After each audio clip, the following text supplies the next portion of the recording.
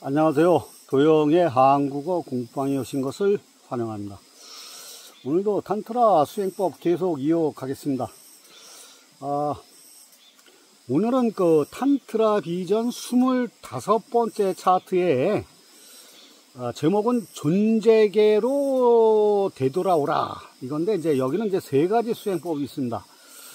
이 세 가지 수행법의 개요를 잠시 제가 읽어 보겠습니다. 이건 간단하더라고요. 이게 철학이 사고작용을 뜻한다면 명상은 생각 없음의 상태를 의미한다.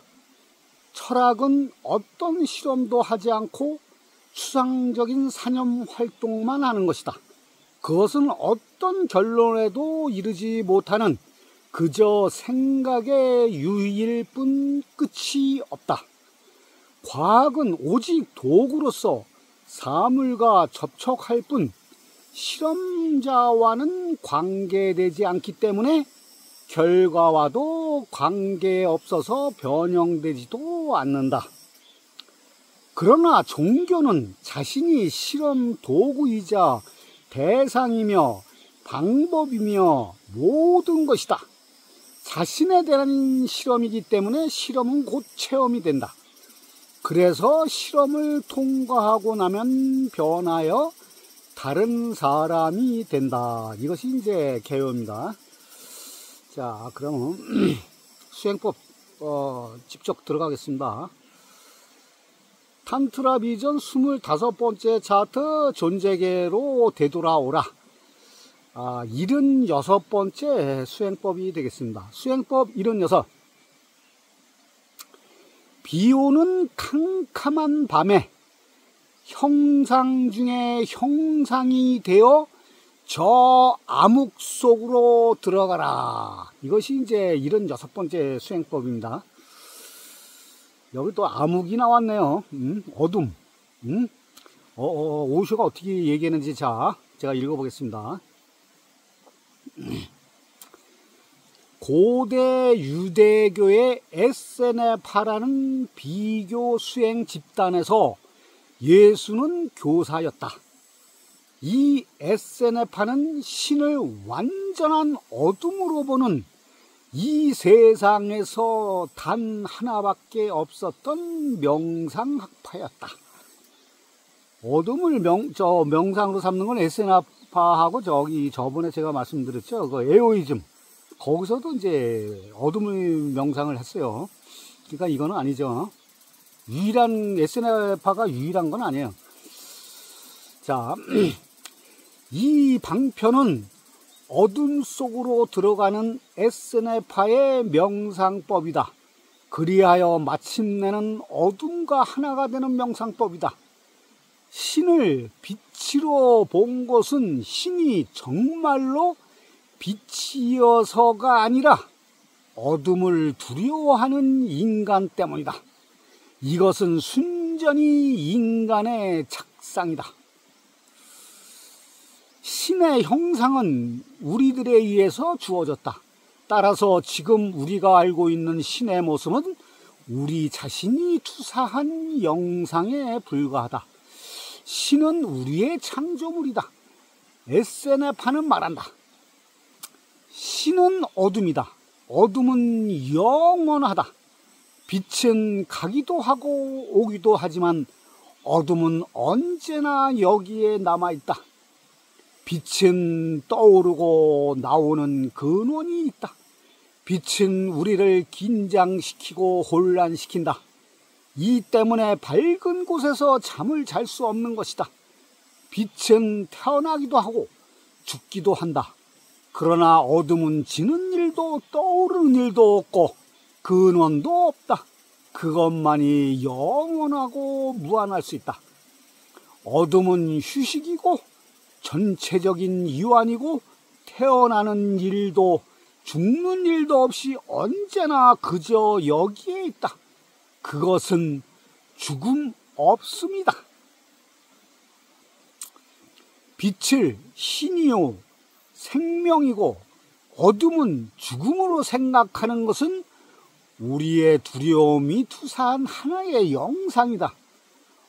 엄밀하게 보자면 어둠이야말로 영원히요 무한이다. 빛은 유한하며 순간적이다. 어둠을 사랑할 수 있을 때 어둠을 두려워하지 않게 된다. 공포가 없을 때만이 어둠 속으로 들어갈 수 있다. 그러면 어둠과 하나가 되어 죽지 않는다. 그대는 영원 그 자체가 된다. 이 방편들을 위해서 먼저 어둠을 두려워하지 않아야 한다. 먼저 어둠 속에 앉아서 불을 끄고 어둠을 느껴라. 어둠과 친해져라. 어둠이 그대를 만지도록 허용하라. 어둠을 직시하고 흡수하라. 온몸으로 어둠을 빨아들여라. 그렇게 어둠 속에 남아있어라. 어둠은 가장 근원적인 휴식이다. 어둠의 역사적인 이유는 옛적에 인간에게 있어서 밤은 위험했다. 이 두려움은 우리의 무의식 속에까지 깊이 스며들었다. 그래서 아직도 어둠을 두려워하고 있는 것이다. 그대의 무의식은 자신의 것이 아니다. 무의식은 유전적이며 공유적이다. 집단적인 것이다. 또한 이 두려움 때문에 인간은 불을 숭배하기 시작했다. 불 덕분에 어둠에서 해방될 수 있었기 때문이다. 그래서 위대한 신이 되었다. 우리의 무의식 속에는 이 어둠의 공포가 아직도 남아있다. 불을 끄고 어둠 속에 앉아 있어보라. 태고 쪽에 그 두려움이 다시 몰려올 것이다. 맹수에게 둘러싸여 있던 그 두려움을 느끼게 될 것이다. 무슨 소리가 들린다. 어둠 속에서 나는 그 소리는 맹수의 소리다. 위험이 다가오고 있다. 그러나 그들을 둘러싸고 있는 그 두려움은 실제 않은 것이 아니다. 그것은 무의식으로부터 나오는 두려움이다. 그래서 먼저 무의식 속에 있는 두려움을 정복해야 한다. 그래야만 이 방편을 수련할 수 있다. 어둠의 명상법이기 때문이다. 어둠 속에 있을 기회를 가질 때마다 각성하라.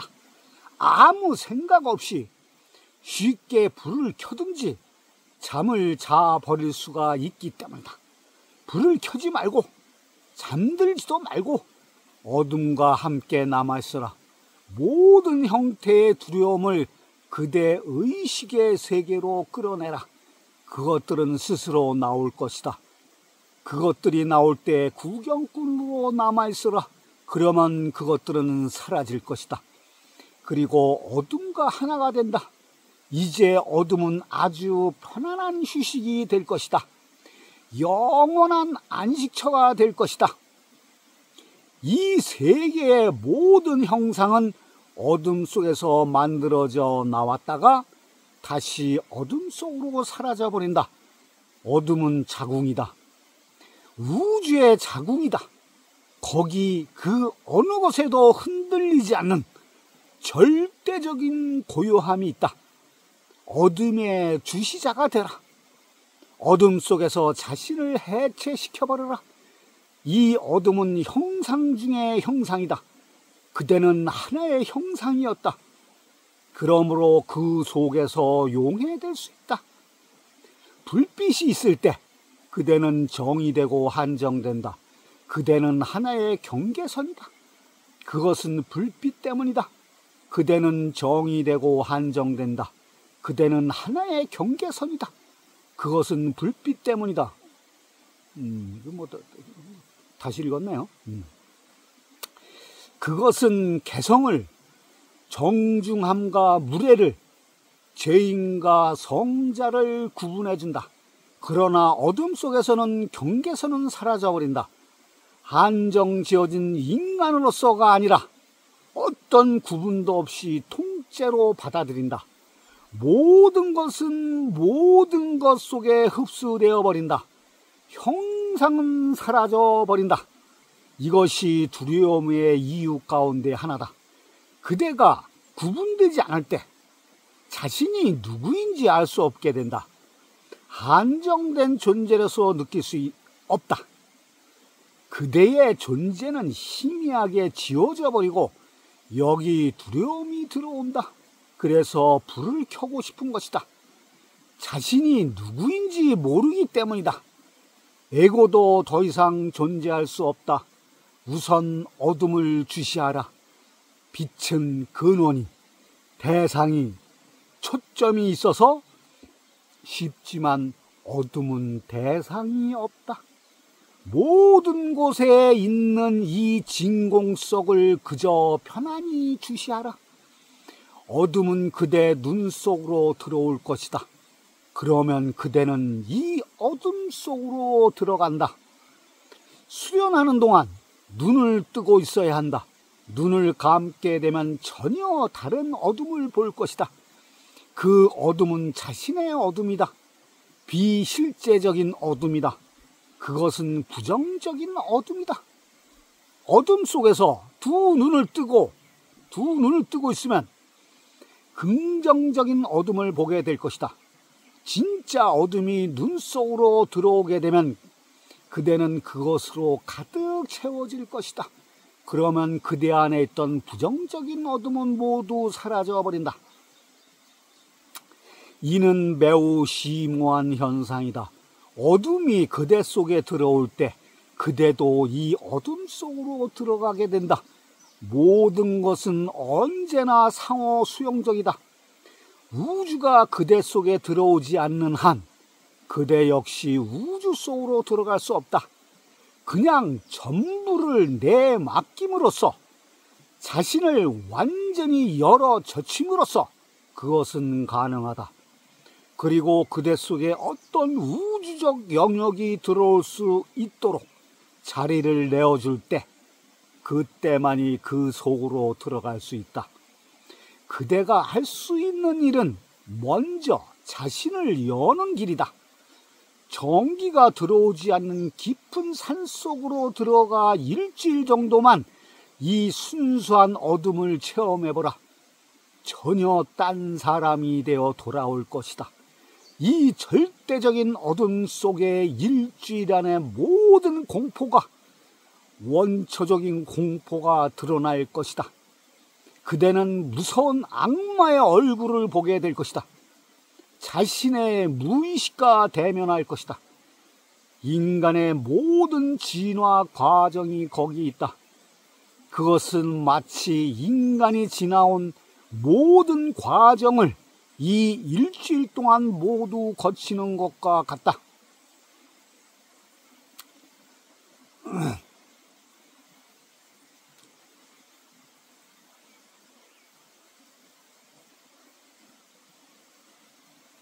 어디야?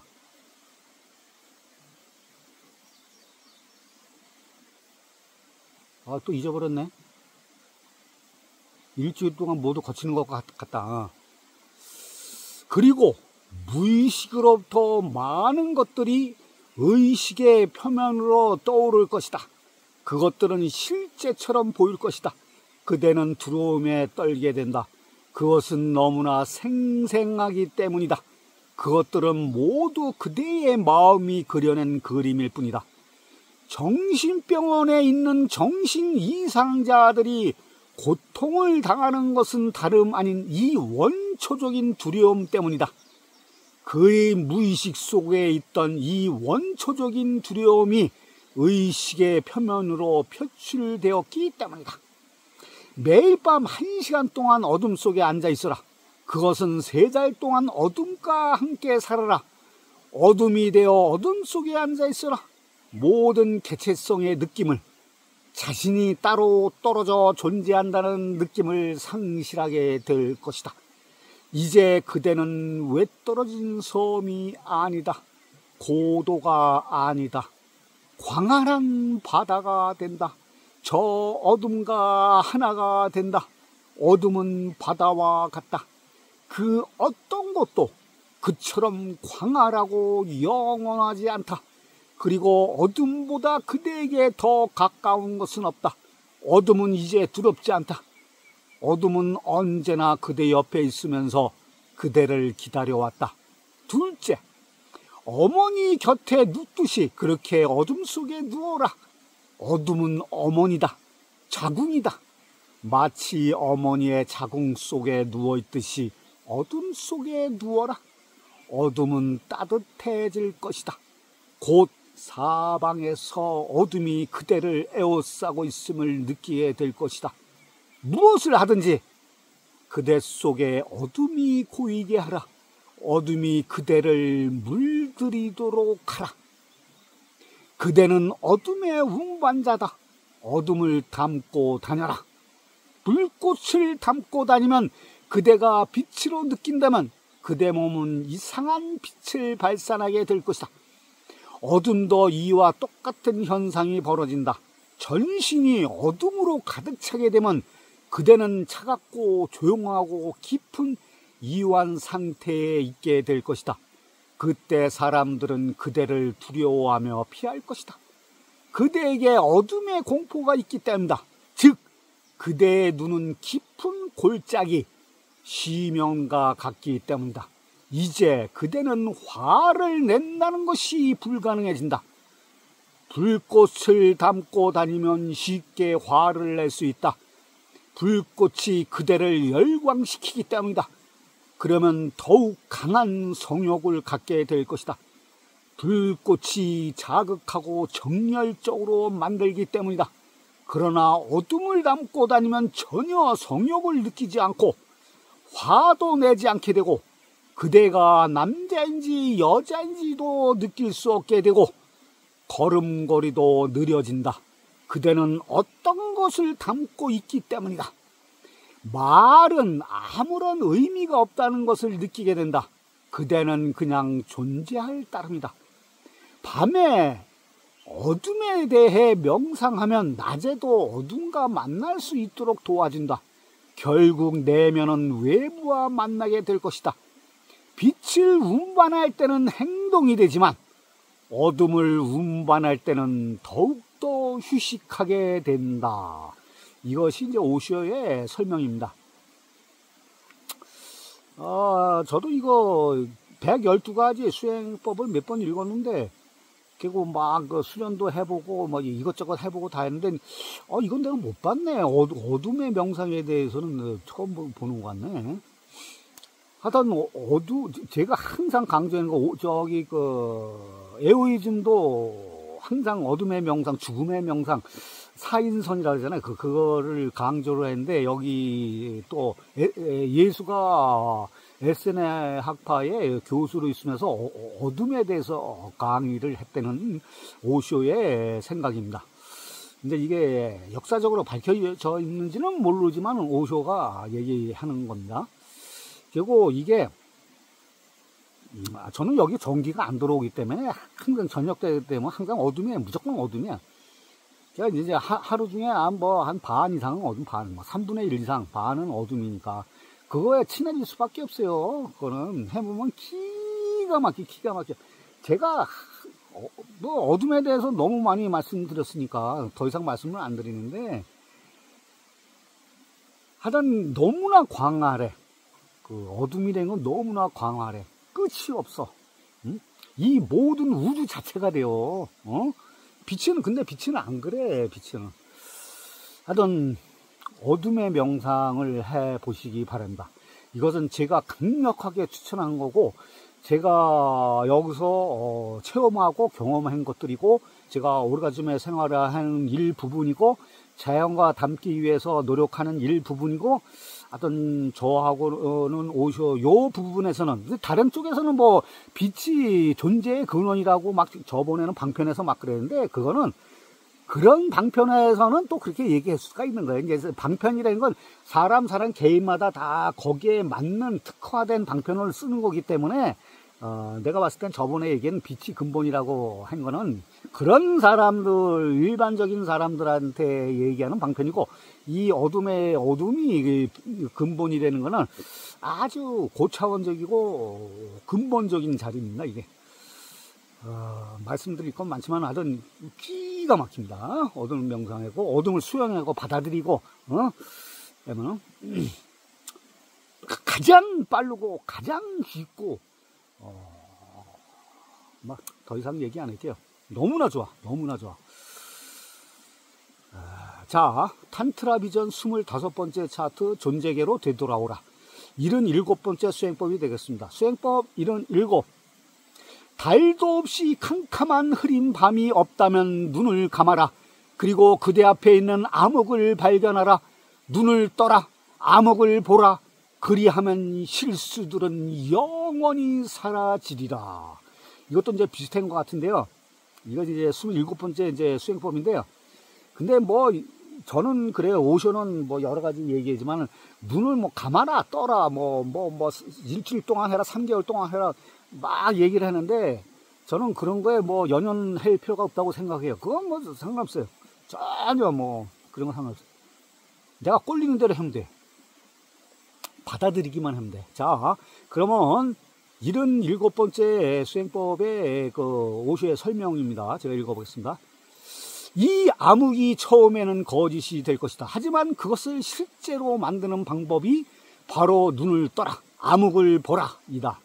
처음에 눈을 감고 암흑을 본다. 그 다음엔 눈을 뜨고 내면에서 보았던 암흑을 외부에서 보라. 만약 그것이 외부에서 사라진다면 그것은 내부에서 본 암흑이 거짓임을 의미한다. 눈을 감고 어둠을 느껴라. 그리고 눈을 떠라. 어둠이 밖으로 나와 있는 것을 보라. 이것은 적어도 3주에서 6주 정도 걸릴 것이다. 어느 날 갑자기 내면의 어둠을 몰아낼 수 있게 될 것이다. 그렇게 되는 날 그대는 내면의 진짜 어둠에 이를 것이다. 이제 진짜만 담고 다닐 수 있게 되었다. 만약 내면의 어둠을 바깥으로 내뿜을 수 있다면 불이 켜진 방 안이나 태양 아래서나 밝은 대낮에도 어둠을 펼칠 수 있다. 그리고 그것에 의해 보호받게 된다. 어떤 흥분이나 열정도 그대를 동요시킬 수 없을 것이다. 이를 실행하는 3단계가 있다. 첫째로 눈을 뜨고 어둠을 주시하라. 그리하여 어둠이 그대 속으로 들어오게 하라. 둘째로 어둠을 그대가 포근하게 감싼 어머니의 자궁처럼 느껴라. 그것과 함께 살아라. 자신을 잊어버리고 그 속으로 더욱 몰입하라. 셋째로 그대가 어디로 가든지 어둠을 갖고 다녀라. 그러면 그대는 어둠을 통해서 깨닫게 될 것이다. 어둠을 내부에서 느껴라. 그리고 눈을 떠서 그것을 외부에서도 느껴라. 즉 내면의 어둠을 외부로 끄집어낼 수 있다면 그때 모든 오류가 영원히 사라질 것이다. 그대는 언제나 고요하고 냉정하며 흥분하지 않기 때문에 실수가 남아있을 수가 없다. 실수는 흥분할 때만 일어난다. 그대를 칭찬해도 마찬가지다.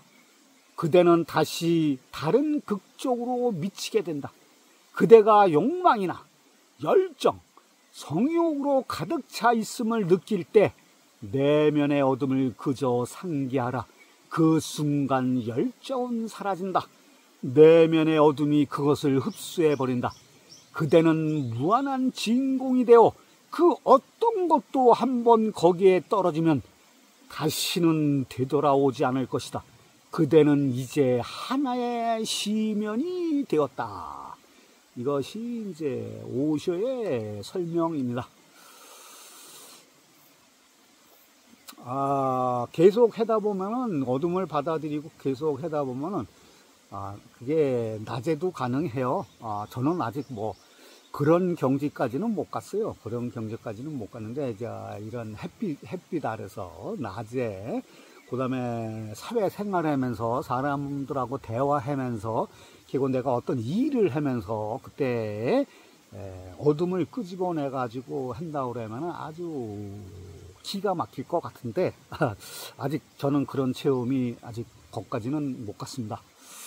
근데 하여튼 어둠의 명상이라는 건 여러분들을 각성시키고 변화를 시키고 무지 좋은 장점들이 무지 많습니다. 이건 제 개인적인 경험입니다. 자, 그 다음에 탄트라 비전 25번째 차트 존재계로 되돌아오라. 78번째 수행법이 되겠습니다. 수행법 78. 그대의 주시력이 빛날 때마다 바로 이 시점에서 체험하라. 자, 그럼 이제 이게 어떻게 하는 건지 현재 여기가 중요해야 되는 것 같은데 하여튼 뭐 읽어보겠습니다. 무슨 뜻인지. 주시력을 발전시켜야만 이 방편은 이루어질 수 있다. 주시력이 빛나는 곳에서 체험이 가능해진다. 주시력이라는 건 이제 관찰이고 몰입이에요. 그거 다른 거 아니야, 이게. 꽃을 바라볼 때 자신이 꽃을 바라보고 있다고 생각할 것이다. 그러나 꽃에 대해서 생각하기 시작했을 뿐 꽃 그 자체는 빠져 있다. 그대는 거기에 없고 엉뚱한 곳에 가 있다. 그래서 주시력이 빛난다는 말은 꽃을 바라볼 때 바라보는 그 자체에 열중해 있음을 의미한다. 그 순간에 거기에 있는 것이다. 마치 마음이 정지해버린 것처럼 어떤 사고작용도 없다. 그대와 꽃 사이에 어떤 사념도 없다. 거기에는 오직 꽃에 대한 체험만이 있다. 이것이 가능하다면 갑자기 꽃으로부터 그대의 주시력이 옮겨져서 자신에게로 향하게 된다. 그것은 하나의 원이 된다. 꽃을 바라볼 때 거기에 반조가 일어난다. 그때 그대는 꽃을 바라볼 뿐만 아니라 동시에 바라보는 자신을 주시하게 된다. 그때 주시자와 꽃은 두 가지 대상이 된다. 그대는 그 둘 모두를 주시하게 되는 것이다. 그러나 우선은 주시력을 훈련시켜야 한다. 그대의 주시력은 이것에서 저것으로 옮겨다니는 산만한 호기심의 시선일 뿐이다. 주시력은 침묵 속에 깨어있음을 뜻한다. 거기에는 어떤 사념의 간섭도 없다. 오직 주시함으로써만 주시력을 키울 수 있다. 다른 길은 없다. 더 많이 주시하라. 그러면 주시력은 더 커진다. 보는 것 자체가 되라. 사고를 멈추고 보라. 바라보는 모든 곳에서부터 반조가 일어나 주시자 자신을 자각하게 될 것이다. 따로 시간을 내어 수련할 필요가 없다. 무엇을 하든지 단지 주시하라. 그러나 마음이 개입되어 계산하면 안 된다. 자신이 끼어들지 마라. 그대는 단지 거기에 존재할 뿐 간섭하지 마라. 그러면 주시력을 얻게 될 것이다. 체험자를 체험할 것이다. 모든 곳으로부터 그대는 자신이 반조되어 되돌아올 것이다. 존재에게 전체가 그대를 비출 것이다. 오직 그때만이 자신을 알 수 있다. 그대 속에 신성이 거주하는 모습으로 말이다. 보통의 거울만으로는 그대를 다 비춰낼 수 없을 만큼 그대는 무한하고 광대한 존재다. 그리고 이 방편은 존재계를 그대의 거울로 만드는 것이다. 주시력을 만들면 주시하는 모든 대상을 통해서 자신을 체험하게 될 것이다. 꽃을 바라볼 때 거기에 일정한 에너지가 방사된다. 주시는 에너지다. 에너지를 던지는 것이고 생명력을 쏟아붓는 것이다. 바라보는 것을 자각하지 못하면 에너지를 낭비하는 것이다. 길거리를 하루 종일 내다보고 있으면 피곤함을 느끼는 것도 바로 이런 이유 때문이다. 그대가 바라볼 때 어느 정도의 에너지를 던지고 있는 것이다. 그저 침묵으로 바라보라. 그것에 대해 생각하지 말고 인내심을 가지고 기다려라. 고요해져라. 그 에너지는 되돌아올 것이다. 그러면 지치지 않게 되고 그대는 다시 충전될 수 있다. 사념이 없을 때 에너지는 되돌아온다. 이 에너지를 재흡수한다면 이것은 재충전이 된다. 주시의 방편은 대상하고는 별로 관계가 없다. 어떤 대상이건 상관없다. 그것은 주시하는 행위 그 자체에 대한 것이다. 눈을 깜빡이지 않고 주시할 때 집중하게 되기 때문이다. 마음의 본성은 끊임없이 이 대상에서 다른 대상으로 움직이는 것이다. 만약 어떤 움직임도 없이 제대로 주시하게 되면 마음은 곤란해진다. 계속 주시하는 것을 수련하면 마음은 점점 힘을 잃게 될 것이다. 그리고 어느 순간 그것은 멈추고 만다. 그때 거기에는 마음이 없다. 사념도 없다. 생각할 수도 없다. 그러면 깨어있게 된다. 주시는 눈뿐만 아니라 전체적인 마음이 눈을 통해 집중되는 것을 의미한다. 그저 바라보기만 할 뿐 어떤 행위도 하지 마라. 그 깊은 주시는 그대를 완전히 변형시킬 것이다. 그것은 명상이 될 것이다. 그러나 눈과 의식은 그 바라봄 속에서 만나야 한다. 진짜로 눈을 통해서 보고 있어야 한다. 거기에서 빠져나와 버리면 안 된다. 그대의 현전이 필요하다. 그러나 그때 무의식에 떨어져 잠이 들 위험성이 있다. 움직이지 않는 데서 오는 잠이다.